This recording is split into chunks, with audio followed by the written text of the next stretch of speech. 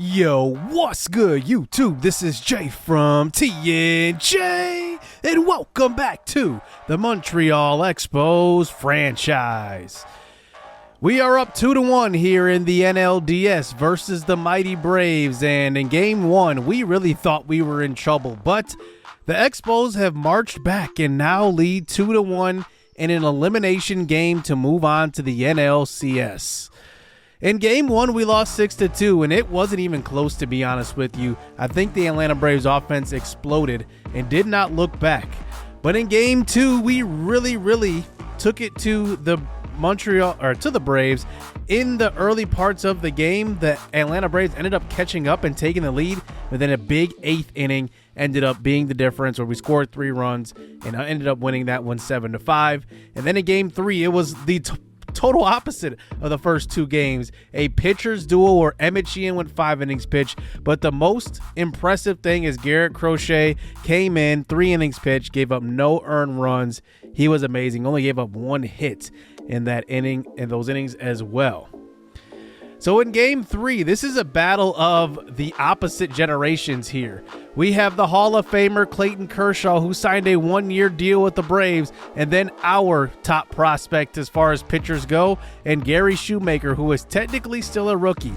We moved him up before the September call-ups, and he ended up being amazing in 7 starts, 5 quality starts, had a WAR of 1.1 actually, and a K per 9 over 8. And I think he's going to be ready here for this game. We've been prepping him for this moment, and this is a big-time moment in his young career. Also, we're making an additional change. We're putting Everson Pereira in center field. He didn't hit particularly well in the regular season, but we need that defense, and it's better to have great defensive players in a winner-go-home game here for the Braves. So here we go, on the road here for one more game, in game number 4. As we'll see if we can close out the Atlanta Braves. Here's Monasterio leading off the game as he hits one to right field. That will be the first out of the inning. Kershaw's got a very tough matchup because we hit left-handed pitchers very well. Here is Bill Hedger, who hits one high in the sky, deep to center field. But wow, Kershaw made a mistake. That was right over the middle of the plate, and it's the second out of the inning. Here's Vladdy Jr. at the plate, hitting .273 in the playoffs, and he swings and misses at that pitch low in the zone, and Kershaw gets us 1, 2, 3.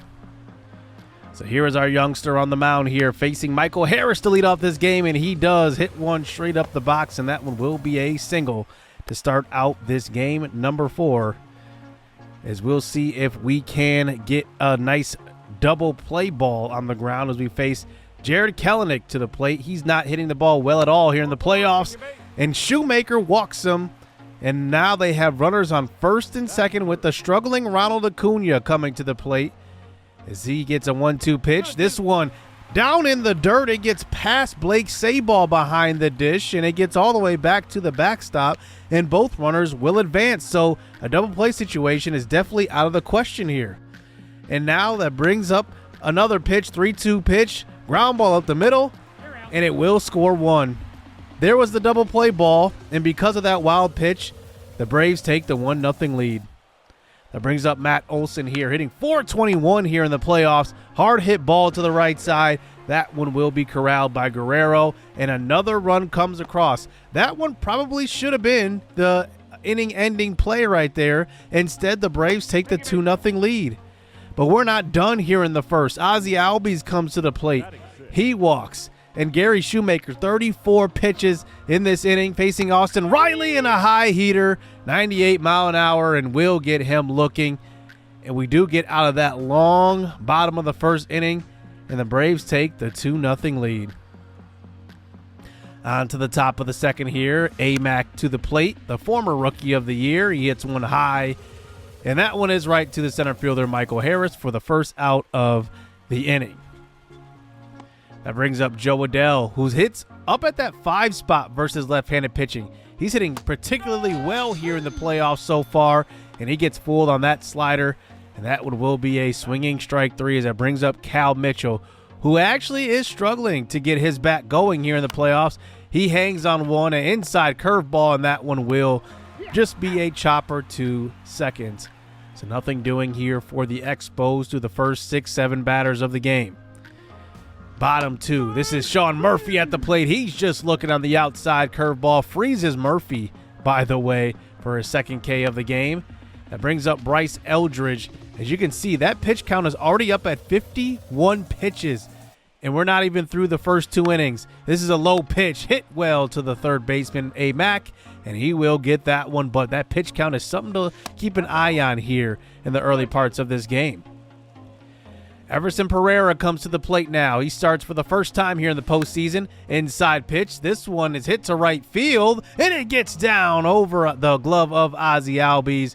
And that's Pereira's first hit of the postseason, and it gets us going here in the top of the third. Addison Barger hitting the ball excellently here in the playoffs. Down at the 9 spot today to Arcia, and Arcia can't handle it, and he flips it to second, and we're safe all around. It's an E6. So now with 1 out, the top of our lineup comes to the plate. This is Andrew Monasterio, who waits back on a curveball. Deep to right center field, it gets to the wall. It knocks off of the wall and will score 2, and Monasterio comes through with a 2 RBI double.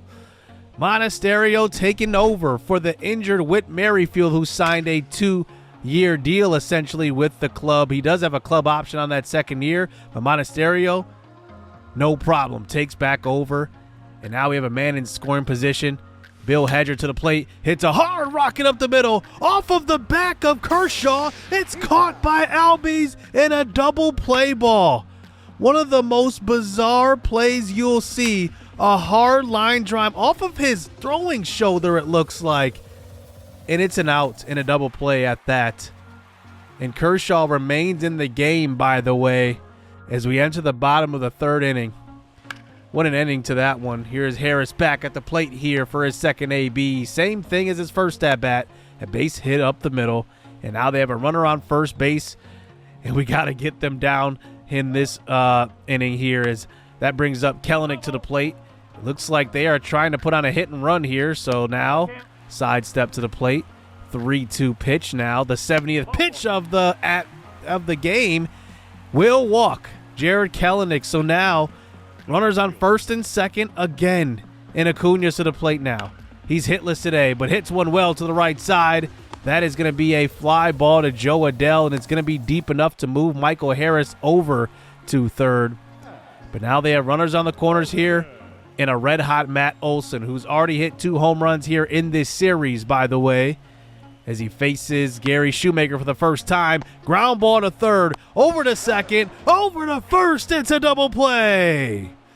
There we go. Macklin makes the play there, and now we get out of that inning with no damage done.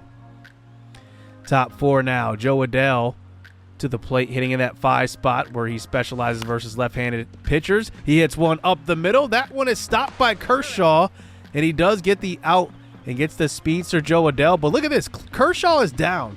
So you're telling me he gets hurt on that ground ball, but a line drive off of his pretty much throwing shoulder does nothing to him?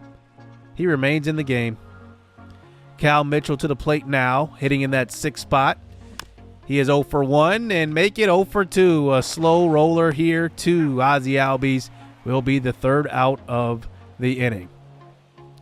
Bottom 4 now. Here's the red-hot Austin Riley. He hits one well to right field. This one back at the track, and Joe Adell runs it down. An excellent play by Adell that time as it brings up Sean Murphy. Ground ball to short. Easy play for Barger. And we get out of this 4th inning, and now it's still a 2-2 ball game, knotted up.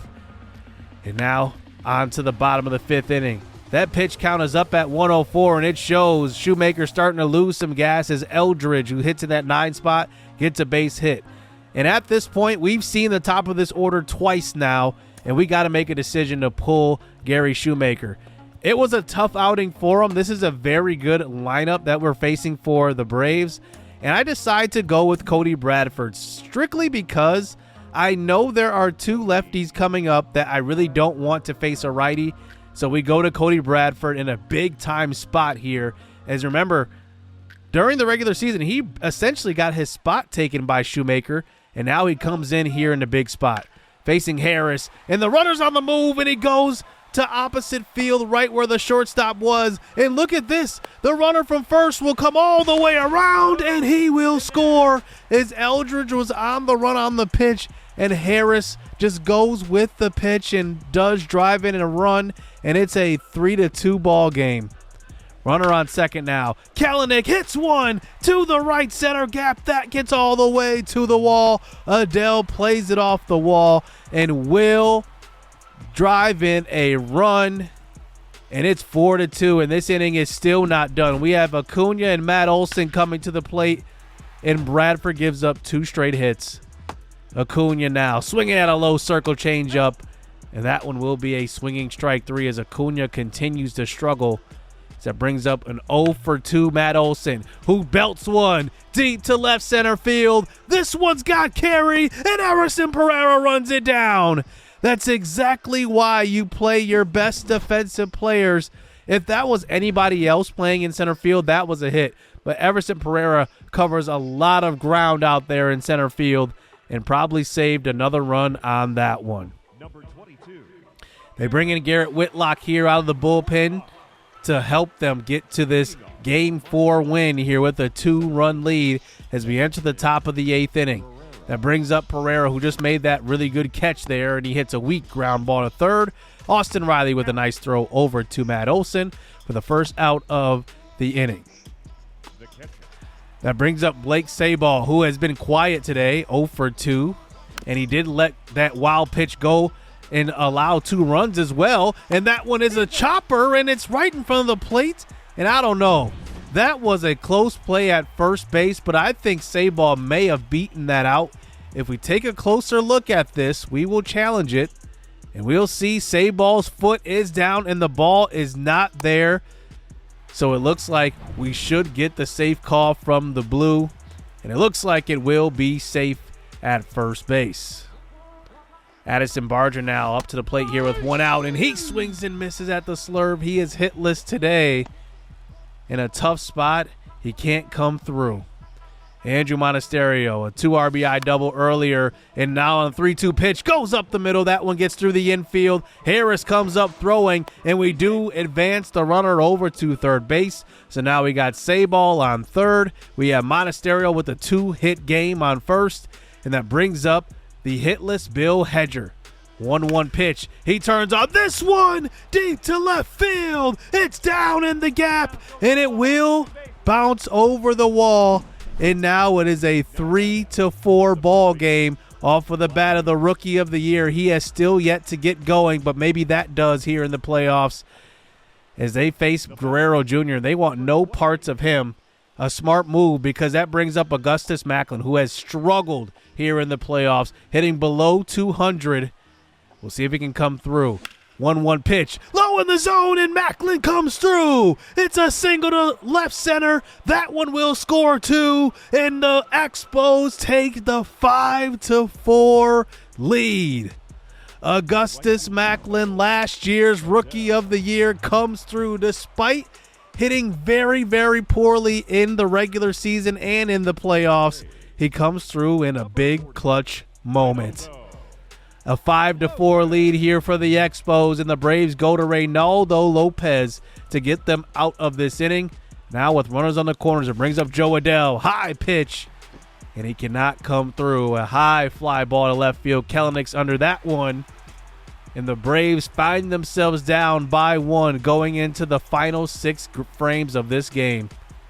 That brings up Jared Kelenic to face Miguel Castro, and Castro gets him to swing and miss at that one.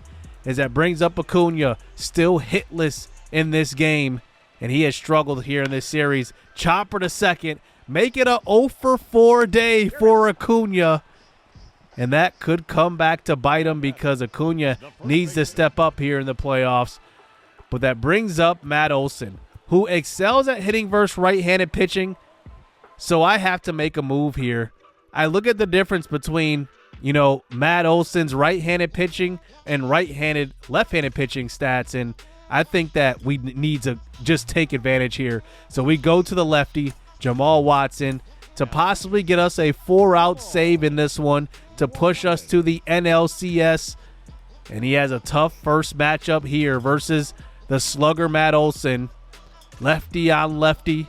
And Jamal Watson with the 1-2 count comes in with his first pitch. It's low and inside for a 97-mile-an-hour fastball and a swinging strike 3. And we are 3 outs away from the NLCS. Top 9 now. Blake Sabol at the plate trying to add some insurance here. And he hits a chopper, ground ball, I should say, up the middle. And Orlando Arcia takes care of himself. And now we move into the bottom of the 9th inning. And Watson faces Albies and also Austin Riley next. Albies hits one to the right side. That one will be a single.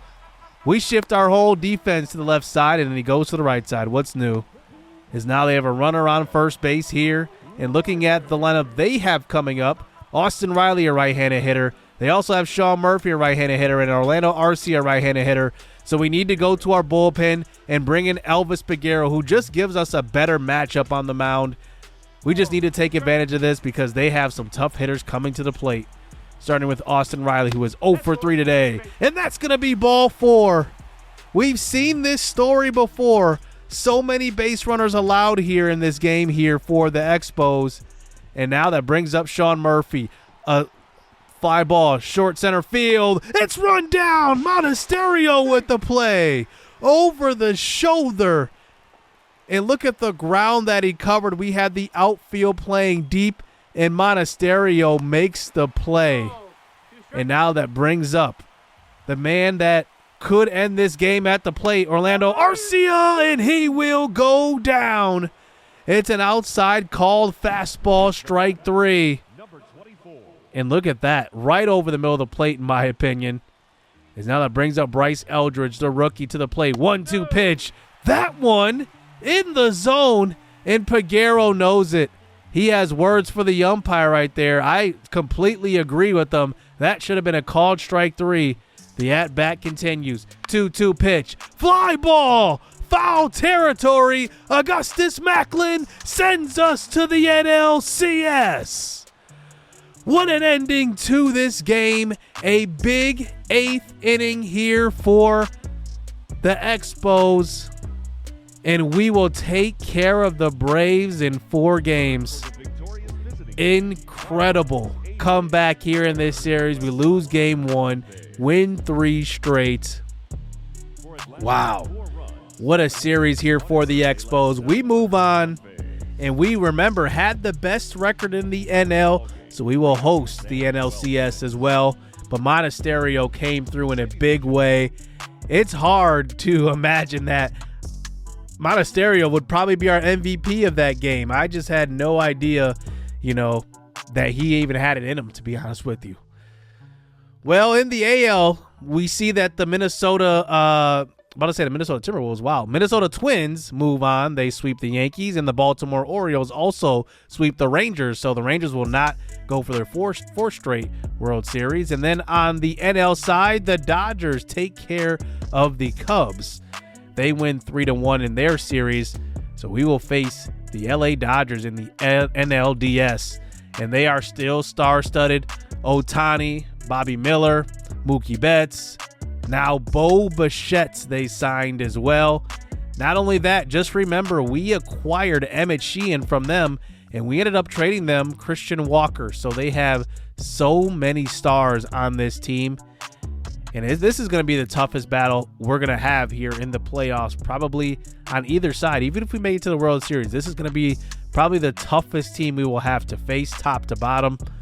We'll see if we can get it done, but it starts here in Game 1 in Montreal. Shohei Ohtani, Alexander Santiago, who will get the start in Game number 1. I can't wait. The NLCS should be exciting. And man, it's going to be a good one. Hit subscribe, hit that like button. Stay tuned. Let's get it. Let's go. I like getting money, I got time to get it. Target on me, so my car's a tinted. Dancing with the devil, I don't bargain with it. Bobbing in the dash, and the stick is with it. And I hit the 4-5 on the west side. But I'm from the east side, this how we slide. This how we ride, yeah, this how we